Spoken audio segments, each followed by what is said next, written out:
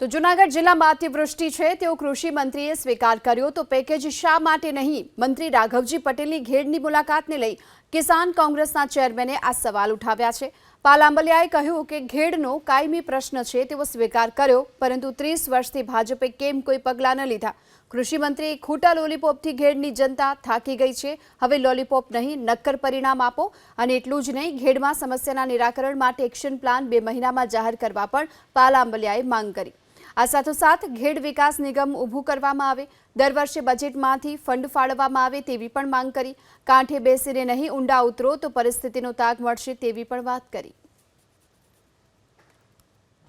આજે જૂનાગઢની મુલાકાતે કૃષિ મંત્રી શ્રી આવ્યા છે ત્યારે એમને નિવેદન છે કે કાંઠે બેસીને છબછબિયા કરવાના બદલે અંદર ઉતરો તો ખબર પડે કે પાણી કેટલું ઊંડું છે।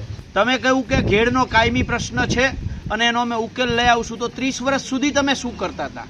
કાયમી પ્રશ્ન જે તમને આજે જ ખબર પડી? અમે જ્યારે ઘેડના 68 ગામોની મુલાકાત કરી અને ઘેડના ખેડૂતો જ્યારે સંગઠિત થયા, એમણે લડાઈ કરવાનું નક્કી કર્યું। 29 તારીખે એટલે કે કાલે નહીં પરમ દિવસે સોમવારે સવારે 10:30 વાગે ઘેડના ખેડૂતો ઓછામાં ઓછા 4-5 હજાર ખેડૂતો આવે એમ હતા। આ તમને તમારા ખુફિયા એજન્સી એટલે કે આઈબીના માધ્યમથી ખબર પડી, એટલે તમે રાતોરાત દોડીને આવો છો। ધારાસભ્ય આવે છે, કૃષિ મંત્રી આવે છે, કલેક્ટર આવે છે, તો અગાઉ કેમ કોઈ નહોતા આવતા? આ વર્ષે શા માટે આવ્યા છે? શું કામ તા કે ખેડૂતો કલેક્ટર કચેરી સુધી ના પહોંચે એટલે, તમારી પોલ છતી ન થાય એટલે કૃષિ મંત્રી શ્રી, આ ઘેડ વિસ્તારના ખેડૂતો ખોટા લોલીપોપથી થાકી ગયા છે। 29 તારીખે સોમવારે સવારે 10:30 વાગે જૂનાગઢમાં કલેક્ટર કચેરીમાં સમાય નહીં એટલા ખેડૂતો આવવાના છે। તમે જેટલા નાટકો કરવા હોય એટલા કરો। ઘેડ વિસ્તારના ખેડૂતો પોતાના હક અને અધિકારની લડાઈ કરવા માટે આવશે। તમારે આ પ્રશ્નનું નિરાકરણ લઈ આવવું પડશે। એના માટે ખેડૂતો તમને મજબૂર કરશે। ઘેડના ખેડૂતોની 4 માંગ છે કૃષિ મંત્રી શ્રી।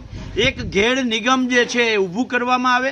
ઘેડના આ પ્રશ્ન પૂર્ણ છે એ કાયમી નિકાલ કરવામાં આવે। ઉબેણ નદીમાં ઠાલવવામાં આવતું કેમિકલ જે છે એ વાયા ઓજત થઈને આખા ઘેડમાં ફેલાય છે અને તબાહી મચાવે છે, આ કેમિકલ બંધ કરવામાં આવે અને ઘેડ વિસ્તારને ચાલુ વર્ષે સ્પેશિયલ પેકેજ આપવામાં આવે।